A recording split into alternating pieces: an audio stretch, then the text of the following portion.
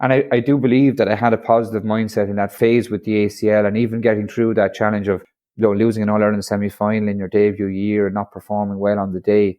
I definitely had an inner resilience of what I was telling myself, in a sense of, I got the ACL and I will come back from this. That was Shane O'Sullivan. There's loads more to come from Shane. But first, we'd like to draw your attention to the sponsor of this episode, the Learning Physiotherapist. The Learning Physiotherapist is an online platform that was launched by myself and David this year, where we've brought together some of the world's most renowned physiotherapists and sports medicine experts to give lessons on the soft skills that make all of the difference in the profession. Some of the experts include Amy Arundale, Stefania Rizzo, Dr. Ian Horsley, Nicole Van Dyke, Grant Downey, Benoy Matthew, to name but a few. Not only will you get access to masterclasses delivered by these mentors, but you'll also get the chance to join a community of like-minded, ambitious physiotherapists looking to learn, network and grow.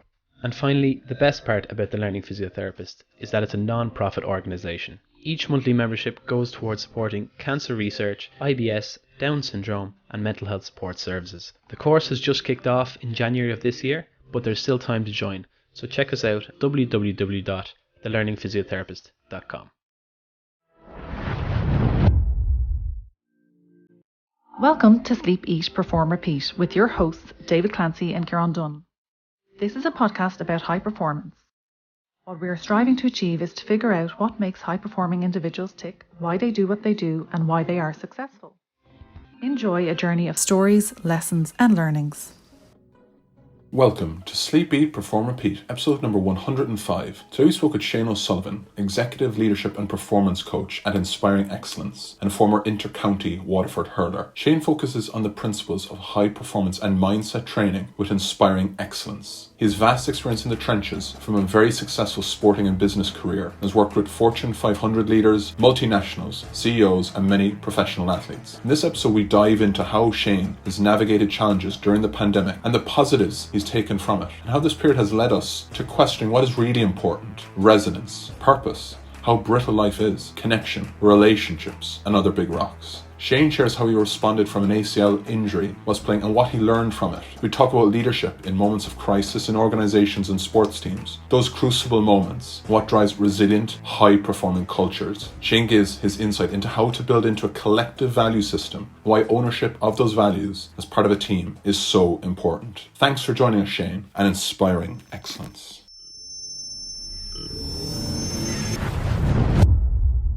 Shane O'Sullivan, thanks a million for coming on today. Really looking forward to speaking to you. How are you? Good, Kieran, and yourself? I'm very well. I've got David here beside me.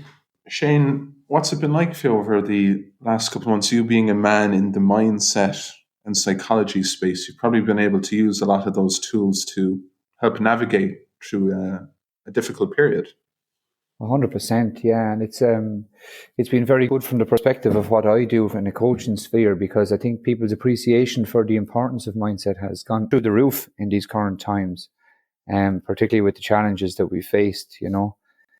Going through the pandemic, what do you think was the most maybe positive thing that you've taken? I think a lot of people have looking at the challenges and the setbacks of it. Has there anything good coming from it in terms of family or anything like that you've taken?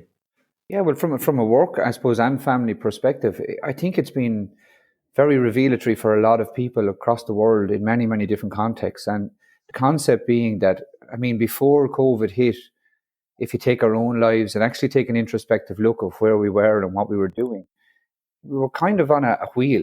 And if you think of even, if you use the analogy I'd often use of an x-axis and a y-axis, we were like on the x-axis in maths, and we were running along that x-axis looking for, maybe it was the next job, maybe it was the next, the next role in an organization, maybe it was the next, the next feeling of euphoria, the next, etc., etc. And we were all running, I will be happy when I get to this or when I achieve this. And, in the midst of COVID, what it did was, and I know it obviously has negative effects across the world, but one thing it did in a positive sense was it stopped us all.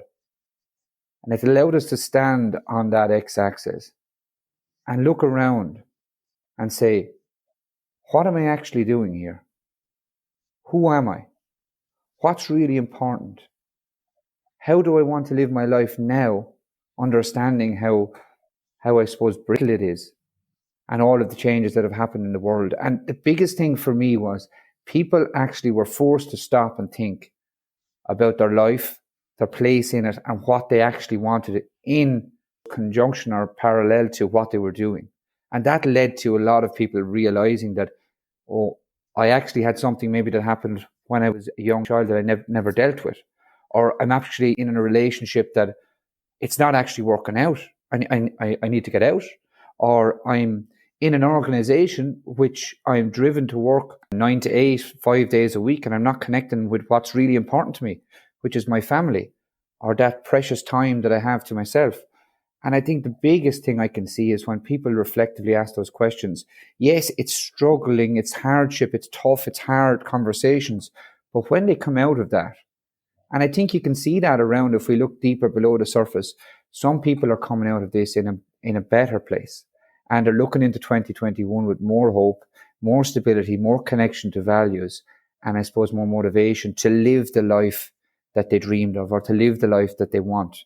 And that can be as simple as connecting more at home, or it can be, as you obviously the podcast is based around high performance and achieving something with a group or an organization. So that's what I see as the biggest positive from the whole experience of 2020 and the COVID situation. And if we park COVID, Shane, has there been a point in your career, in your playing career or in your business space when that kind of moment of presentness, taking stock, looking at your purpose and your values, that really came to the fore?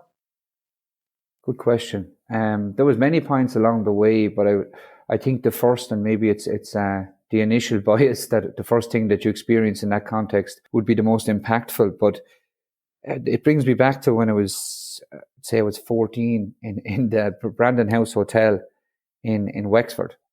And Liam Griffin was the Wexford hurling manager, as you know, that won the 1996 All-Ireland. And he actually went to the same secondary school, De La Salle College in Waterford, that I went to. And our trainers, coaches of the under-14 hurling team at the time decided it would be a great idea for us to be in his presence for a conversation with Liam. So in fairness, he gave of his time, and we all got on a bus, not knowing what to expect really. And we went down to Wexford into the Brandon House Hotel, and we all really expected him to speak about the technical importance of that Wexford team, or how they were brilliant at taking scores, or they were so fit and athletic.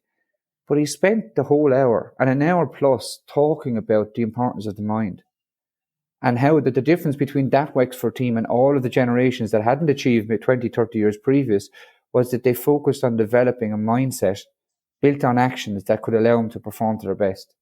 So he spoke about, Billy Byrne at the time. You would see he would have come on in All-Ireland semi-finals and he would have got goals, and every time the high ball was driven in by Adrian Fenton, he caught the ball and turned and scored a goal and the crowd roared. But he spoke about Billy Byrne being with a sports psychologist in the dressing room when the team were training every single week, and actually spending 15, 20 minutes visualizing himself receiving those high balls, catching them and turning and scoring the goal as he was coming on in the matches. He spoke about the importance of team dynamics and building a trust and a relationship base that was able to be the culture of the team that came out of that. And even going on to beaches up the Wexford coast, just camping overnight and spending the night together in proximity to each other, discussing different aspects of life and just having that social connection. And et cetera, et cetera, et cetera. And I was just enthralled by it. And I suppose as a moment of taking stock, and for me to transition into a different phase of my life. I was very young at 14, but I was actually captain of the team, and my teacher, I was very young and introverted, asked me to go up and thank Liam. So I did afterwards, very tentatively, because of my shyness. But I did pluck up the courage somehow to ask him about a book or a reading. Is there anything where I could learn more about this? And he told me to get the Inner Game of Tennis by a man called Timothy Galloway. And I went into the book centre in Waterford the week after, got all the money I could. I didn't have that book, but they got it in for me. And I read that book and I didn't stop reading ever since. So when you say a taking stock, that took me on a transitional period of maybe having focus as a child, and obviously hurling is about technical skills and performance is all about the skill set. It took me actually to maybe not, this is not true, that it's actually all more about the mind and being able to use the mindset to, I suppose, align with the skills. And that's where high performance was at. So I think that was, I know it was the initial taking stock, and I was very young, but it led me on a path that's led me here to this conversation today. I'd love to dive into two sort of areas. The first would probably be your career from there. So you were quite talented at hurling at that age, but you went on to have an amazing career with 13 years playing intercounty for Waterford with some great honours like Munster medals, national leagues. Do you want to tell us a bit about maybe the career path that followed after De La Salle College?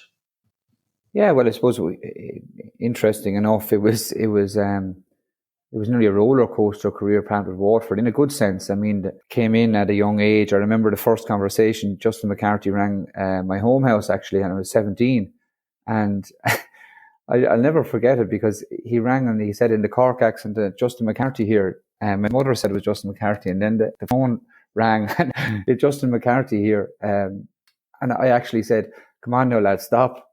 I didn't believe it was him. And he said, no, this is Justin. And he was explaining that they had a meeting at a certain time the following week. And I was just taken aback by it all. I suppose I didn't think that I was anywhere, obviously played with the club. And it was my first year. I was very, very young. I was still, minor, just out of the minor grade. So I didn't expect that call. And I suppose that led me on to an experience of a really good team, a brilliant team, an outstanding team at a young age. And it was just brilliant grounding to understand pros and cons and what worked for players and what didn't work for players.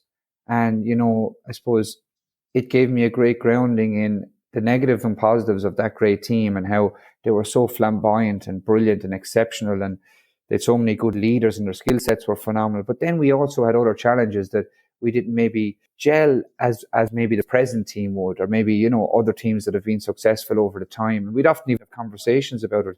Maybe if we work more on the mindset side, or maybe if we, work more on team ethic and culture, there might have been that extra bit. But I mean, it was also a fantastic journey in relation to the successes of the team. I mean, I know we won numerous national leagues, Munster championships, and, we obviously progressed to the All-Ireland. Now, that wasn't a good day, and we can talk about that if you want to, but all of the other experiences were very, very, I suppose, grounding in a sense that you'd learn what works and what doesn't work. And then when you go into your latter, I suppose, your 20s and that, you have a great connection to positive role models that have achieved at the highest level, I just remember the first experience in particular, playing the All-Ireland semi-final at 18, and it was just a surreal experience. And it didn't go well for us, didn't actually go well for me either. It was my debut, but it was actually brilliant because you're experiencing the build up to an All-Ireland semi-final at 18 with 60, 70,000 people there and all of the media attention and,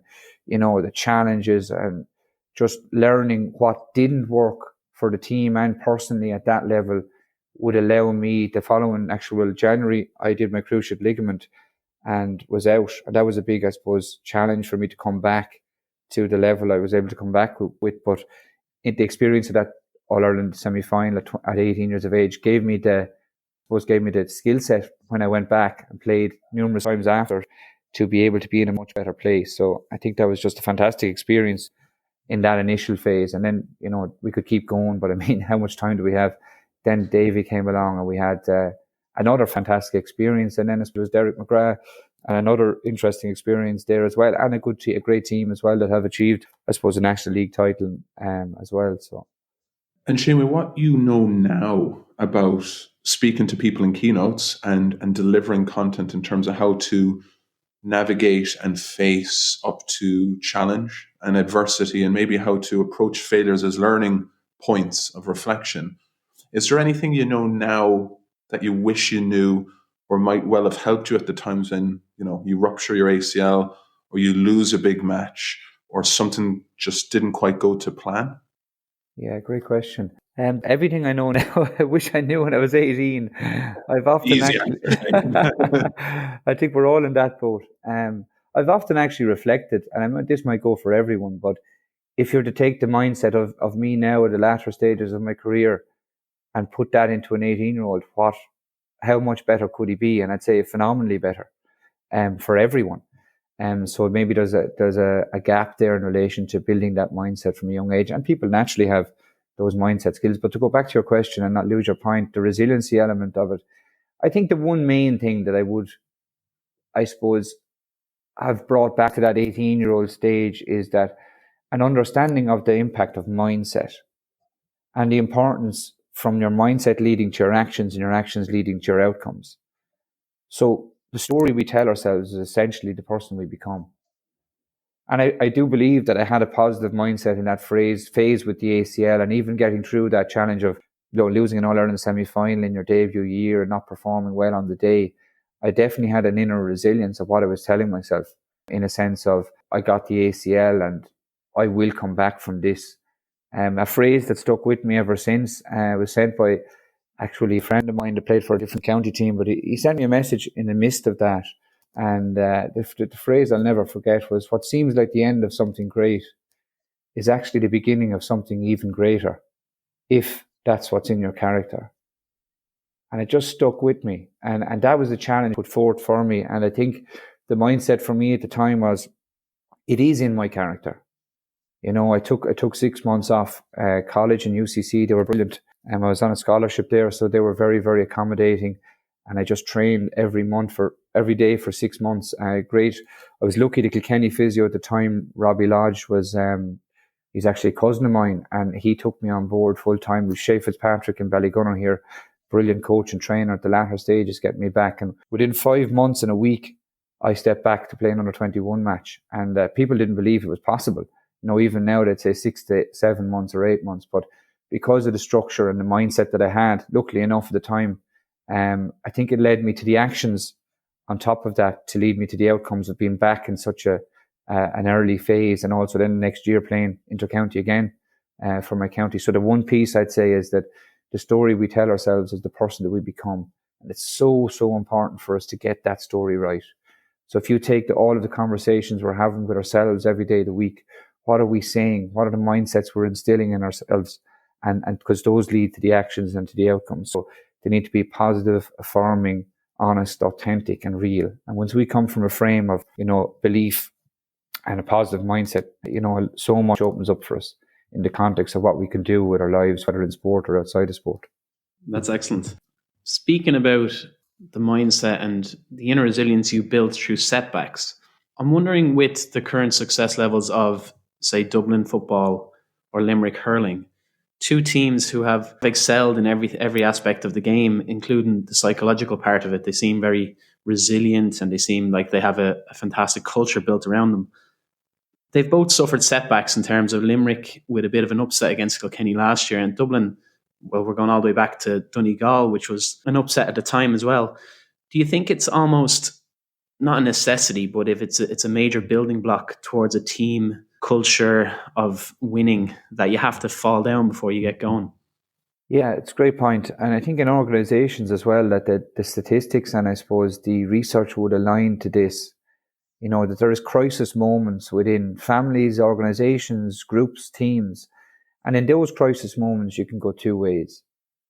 You can fall into the inner dialogue amongst the team of challenging each other and the blame game, or you can actually really open up a conversation, say, what really happened here? And what are we doing that's not working? And the most important question, what are we going to do with that? Where are we going to go now?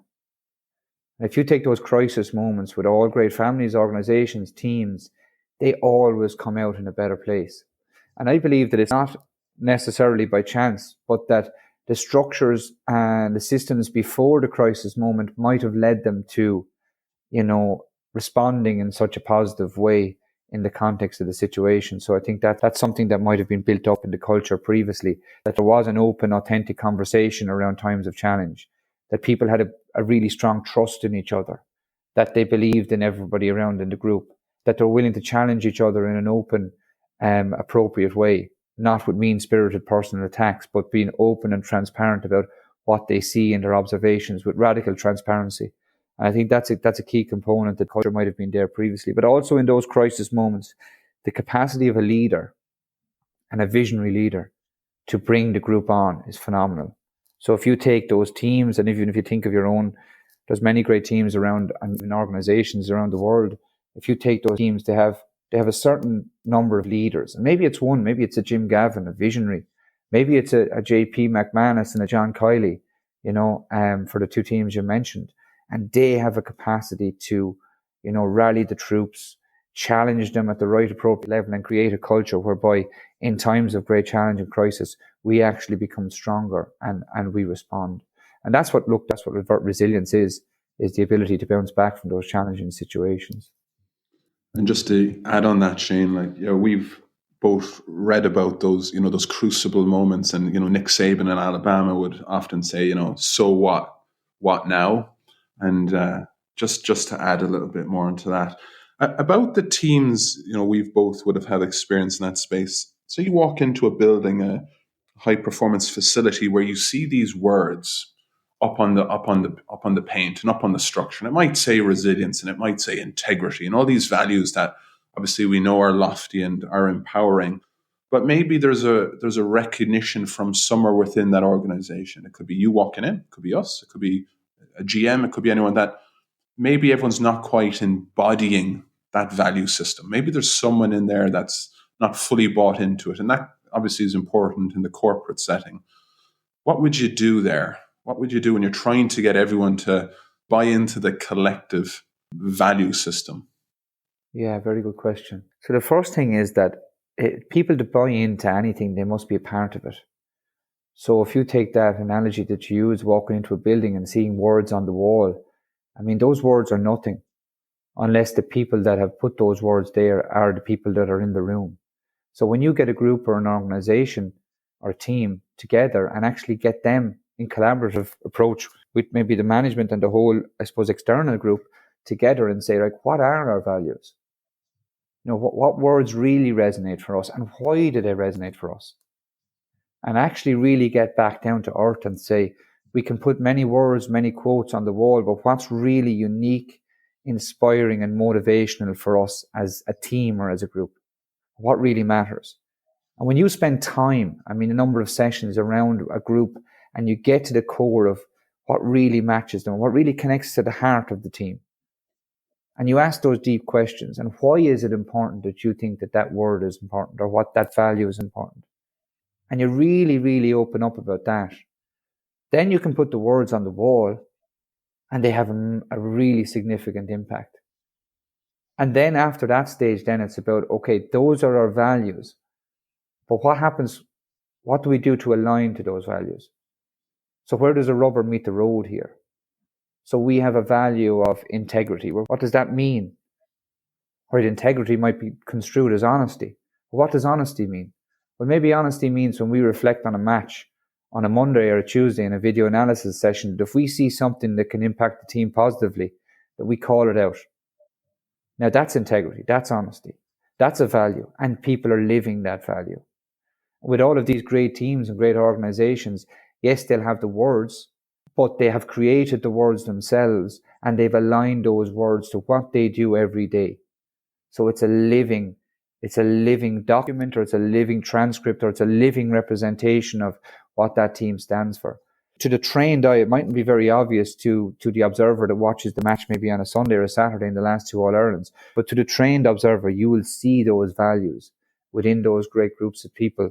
It's basically shining through on the day of a high-performance game, or, on the day of an All-Ireland final. Going back and building what you said earlier about radical transparency and the ability to have an authentic connection, it's sometimes easier when there's a large company with a structure and they've got big ambitious goals and they've set out a particular course or structure that they're going to follow. For club teams across all sports in Ireland, in the UK, in the US, how do you adopt that approach of being able to call people out without them maybe taking it personal, to try and align what you're trying to do with the ultimate goal? Is there a particular way that you would recommend for maybe managers or leaders or captains to try and instill a culture like that? Yeah, brilliant question. It's 100% based on trust. If you go in, or I go in, and we call out somebody in a group in trying to be in a constructive manner after a key performance or challenge or crisis, and they don't believe in us, or they don't trust us as a person, well, then that's going to lead to conflict. So the first and most important principle of high-performing teams is that there is 100% trust among the group. And the most important thing, if you take a group of 7, I think there's something like 64 relationships. I might be wrong with the maths there, but 64 relationships in that group of 7 people. That's the most important thing, is the relationship between each one of those people with each other. And you need to carve out time for that. And you need to start doing activities together. You need to start focusing on what does trust mean. You need to be open and honest. You need to understand what's their motivations. You need to help each other. You need to have a heartfelt connection and compassion to what's going on in their life, on and off the field. If you take the famous All Black team that won, the last World Cup for them, they transitioned into a team that was based on the fundamental value of trust. And what they did is when somebody was facing a challenge in their life, like a death in a family, everybody went to the funeral. All the team surrounded that individual and supported them. If they were taking bags off a bus, you'd often see in the videos, they would have a team of 25, 30 people, including the backroom staff. And all of the bags, like in a train, taking something out of a train, were transitioned to the next person, all to the reception of the hotel. That's the kind of level of trust that they had. And when that trust is there, then you need to understand what does challenge or conflict mean. And the context of that is, if you think of a continuum, on the far left, is mean-spirited personal attacks, where people are coming out and saying, hey, this is your fault, you did this, and maybe using certain phrases that mightn't be based on trust, etc., to the individual. It's like a mean-spirited personal attack. Don't want to get to that area. But then on the far right, there's everybody pretending everything's okay when it's not. So people going around in an illusion just because they don't want to step into conflict. But with a strong trust in a group, the people in the group then, when they want to step into conflict, there's an ideal point of conflict in the middle where they will be able to call things out in a constructive and positive manner and frame it towards the team getting better. And that's where the values come in, because if you have a strong value system, and one of the values is transparency and openness and honesty, then people understand that, okay, he's calling me out and saying maybe I could have done this, or that was a mistake, or that's something we can improve, but not to have a personal attack on me, but for the group and the organization to achieve its goals. And that's where you get to that phrase. Now, and the thing about it is, you take club teams and I suppose you look at how much resources they have, and it mightn't be as possible, obviously, as it would be within an organization where they can have a meeting every week. But you have to spend time with things like this. That's why they're so hard to obtain or hard to maintain in a high performance situation. They need time, they need focus, and I suppose they need leadership to take that on board. So the first thing is relationships. The second thing is understanding what conflict is and basing that on values and understanding that there's an ideal point of conflict, and that both sides of that spectrum or continuum are actually negative for a team's performance or to demonstrate high performance. We're on a very interesting, diverse journey touching on inner dialogue, resilience, trust, collaboration, value system, all these pieces that often are so important in the business or the sporting world. Something that I'm sure you've had huge experience in, and something that the two of us greatly value, of course, is mentoring. And I suppose the question for you, Shane, is what does mentoring mean to you? And why could it be so important for people that don't really have mentors yet in their tribe? Yeah, great question. I suppose the context of mentoring I would classify as maybe coaching / mentoring. And I know there's different pieces in it. So we can talk specifically about mentoring or coaching, which would be more what I do. Which would you rather, David, discuss? We know that you brand yourself as executive coach. So we're curious really as to the subtleties, the differences maybe between the two that people maybe aren't too aware of, and also where you'd recommend people to go depending on their circumstance. Yeah.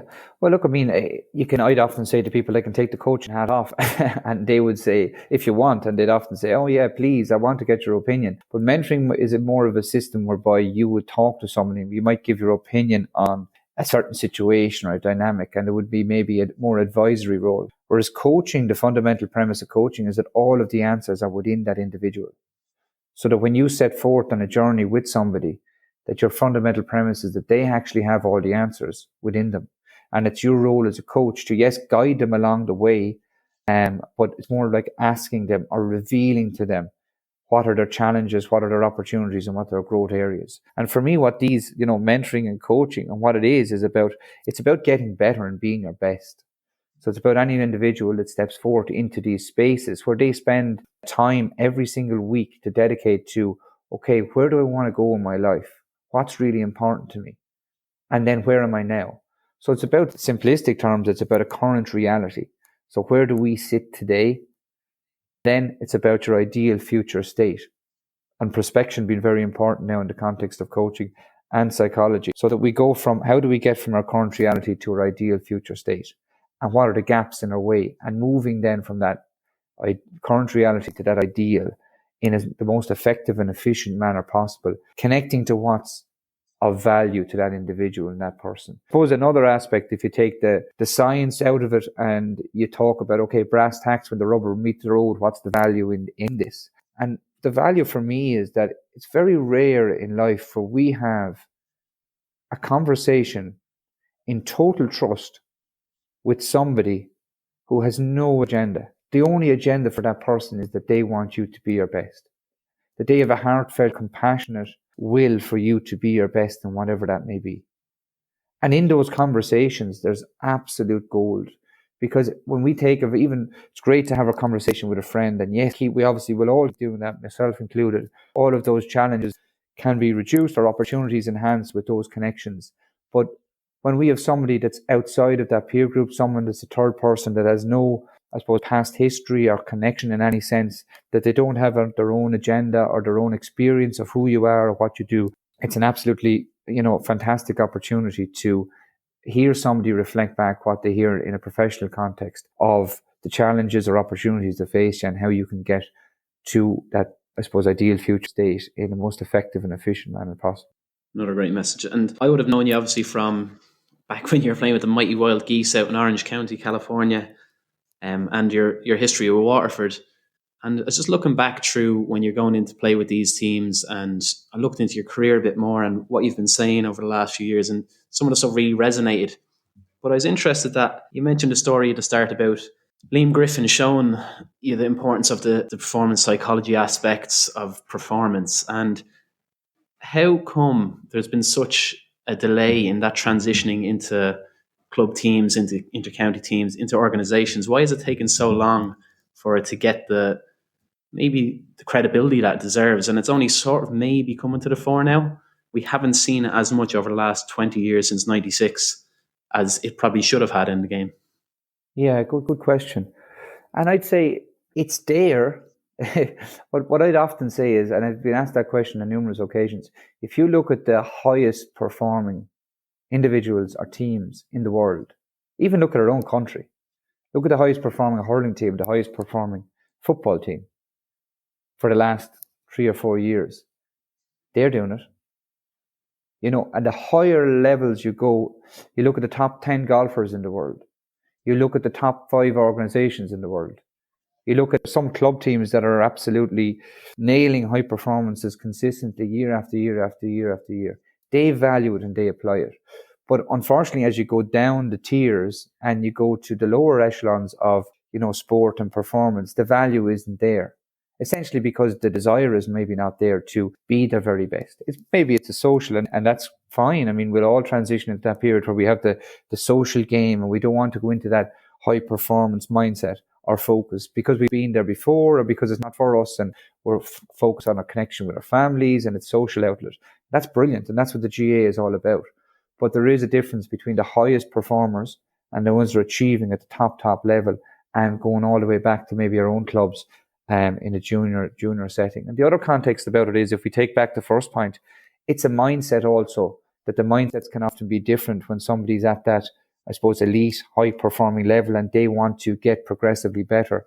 It's completely different if you go right down the chain to, a person that goes out on a Sunday morning to play a junior match and they're just there for the enjoyment of the game and to have some exercise over the course of the week. And it's just in terms of, let's say, a practical application for a young player or maybe a senior inter-county player right down to junior club. If someone wanted to actually look into this a bit more and try and develop their psychological profile, their mind gym, as you've called it in the past, what keystone areas would you tell them to look at? Would it be mindfulness, visualization, grounding techniques, or what particular one would you point them towards? Yeah, the first thing I'd say is time. So I just explained to a young person, I mean, if you take the context of your first touch in hurling or your kicking ability in football or your putting in golf, how would you improve that? And it'd be more of a coaching questioning, how do you improve that putting, or how would you improve your first touch? The first touch, I go to the handball alley. My ability to take a score as a corner forward or a half forward in football, will I practice shooting? My ability to put, and maybe 1 or 2 put in most greens on a golf course, will I practice on the putting greens? Okay, so how much time do you practice and how will you improve in relation to that time? So that's really, really important. And then the science behind this is Anders Ericsson. And, they call it the 10,000 hour rule. And actually what you dedicate time to improves that area of performance. But what people tend not to do is it's actually deliberate practice. So it's 10,000 hours of deliberate practice. And in that deliberate practice is focusing on keystone areas that you want to develop and actually spending time to practice it. So I'd always ask the question, what time do you have to dedicate to this? And then when they come back and they'd say, well, maybe you have 30 minutes, maybe you have 5 minutes a day, maybe you have 10 minutes a day. Okay, what's the most effective? Because we can all be efficient in high performance sport at 100 different things. But effectiveness is a different construct in that it's, I do one thing that has the biggest impact and maybe the other 199 different things are not necessary.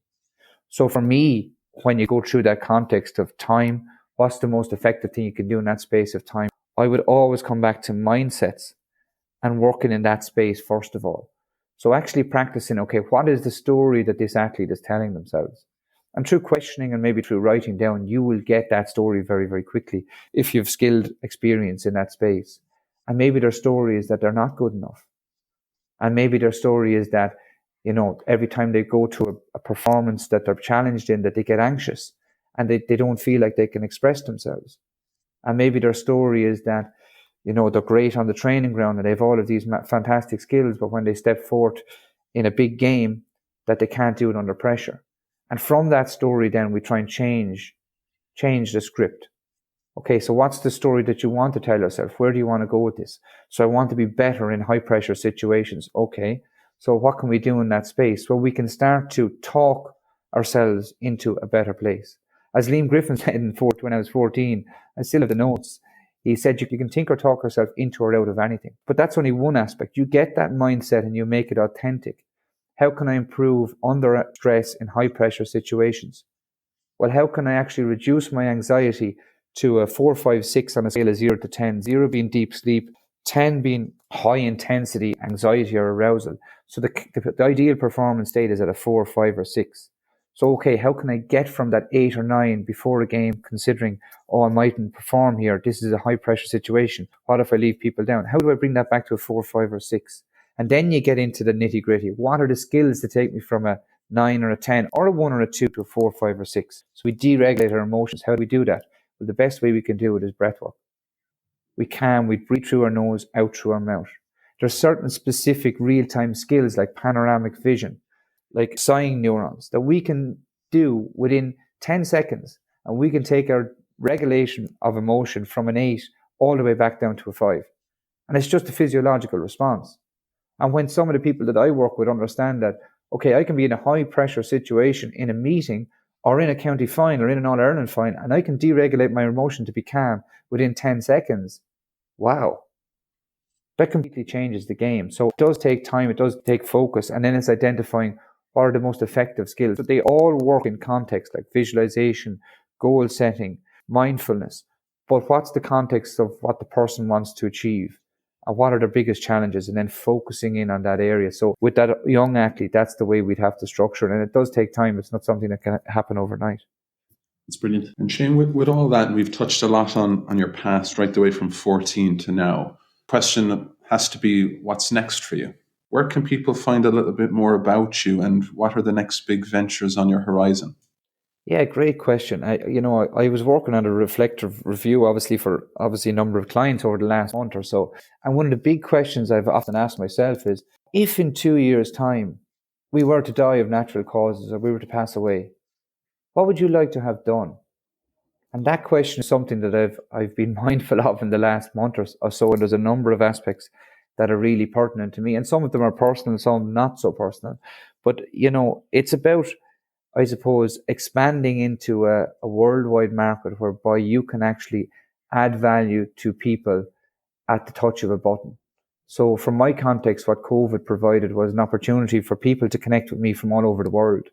And within to 2020, I've worked in over 36 countries in the world in 5 different continents, consistently. And that experience that I've built from that is now at a stage where I can actually expand that and to be accessible through the inspiringexcellence.ie website, and for people to be able to connect with me through there and really gain the, I suppose, the benefits of taking the time necessary to improve their life in that special way. So that's one aspect. But I also have obviously the personal aspects of, the sporting aspects. We're with a club here in Ballygunner. We've won a number of championships in a row, and we want to try and retain that championship and try and go further afield. I know there was no Munster club this year, unfortunately, so we didn't get to compete. But, I think the hardest thing we can do is win our club championship here and then hopefully progress from that. And then on a personal level, hopefully within 2021, the borders will open up. I was supposed to be at 3 different conferences last year in the US with some remarkable people like Joe Dispenza, and trying to tap into that and kind of bring it to the next level from a learning and an educational point of view. So without going too personal and too deep, those 3 areas are what my focuses would be for 2021. So it brings us on to the final question of the show, and one we ask everybody that comes on. And it's, what does high performance mean to you, Shane O'Sullivan? Yeah, no, it's a great question. And I actually didn't spend any time preparing for today, so it'll come naturally to me. I was thinking about it just earlier on in the conversation. We mentioned it a lot today. And for me, I think it's about achieving or being at your best consistently over a prolonged period of time. And in order to be at our best, consistency over a long period of time, I think we have to go back to the fundamentals of science and say, okay, where does that come from? And essentially, if you picture an iceberg, and we touched on it previously in the conversation, and it's often referred to as the Iceberg Model in psychology and science, and you take that iceberg and the 10% we see above the surface, that's the outcomes. So that's that high-performing team winning in All-Ireland. Maybe it's the Dublin team, 5, 6 in a row, etc. Maybe it's the Limerick team, going for maybe 2 out of 3 and trying to progress next year for 3 out of 4. And that's the outcomes we all see. We see them performing at a very high elite level. But underneath the surface of that iceberg, there are certain actions from a high performance perspective that both of those teams consistently apply every single week. So those actions might be they do their gym work, they work on values, they work on their visualization, they have a focused mindset, they look at their sleep, they take into account what their sleep patterns are, etc., etc., etc. And they consistently apply those actions over a consistent period of time to achieve the outcomes of high performance. But again, as we go deeper below the surface, 30% right below the surface, that the mindset piece, what are the beliefs, assumptions, and values about these teams that allow them to be high performing and to achieve consistent performance over time? And that's where the goal is. That's where high performance really is at. So I guarantee you, if you look at that Dublin senior team, you look at the Limerick senior hurling team, their vision of what they want to achieve is way beyond winning in All-Ireland. One that I know of in the past would have been Brian Cody's Kilkenny team, the very successful Kilkenny team. And a good friend of mine often referred to it to me in personal terms, but he said that their goal wasn't really to win All-Irelands, but it was to create a spirit and a bond that was unbreakable. And I remember thinking, wow, that Dublin team, you see them in St. Luke's Hospital on a Monday morning after an All-Ireland, obviously not this year, but in the past, or Temple Street, and the ability to give back and their absolute humility to connect with people within their own community and society. It's absolutely phenomenal. So high performance, yes, they have the actions, and then they have on top of that the outcomes, but right below the surface, they have deep set of beliefs and values that mean something to them. That when they go out and they win, they'll win on the field, but there's something deeper, connects them deeper to the group to actually give back to society or to put themselves in a better place for others. And I think that's what high performance is. It's consistency applying performance over time. Yes, that's the outcome. But what is underneath that? Specific actions, high performing actions, but right underneath that, specific beliefs, values, and assumptions that drive the actions that achieve the outcomes on the top of the surface that we can all see. Brilliant. Shane, you've given us a real whirlwind there, and what's come through is connection and relationships. And we'd like to both say just thanks very much for giving us your time today. We're really grateful. Wishing you all the very best, and stay fit, stay healthy, and keep in touch. Pleasure, David and Kieran, and best of luck with the podcast. I look forward to following your podcast now over 2021 and seeing it develop into the Antarctica and further afield. Cheers, Shane. Thanks, good. Okay, Slán. Thank you for listening to today's episode of Sleep, Eat, Perform, Repeat, a story of high performance. This was brought to you by Hurler, a whole person wellbeing company founded and run from Dublin, Ireland. Find out more at hurlerlife.com, spelt HAUORA life.com. Please rate, review and share the podcast. Some people want it to happen. Some wish it would happen. Others make it happen. The GOAT, Michael Jordan.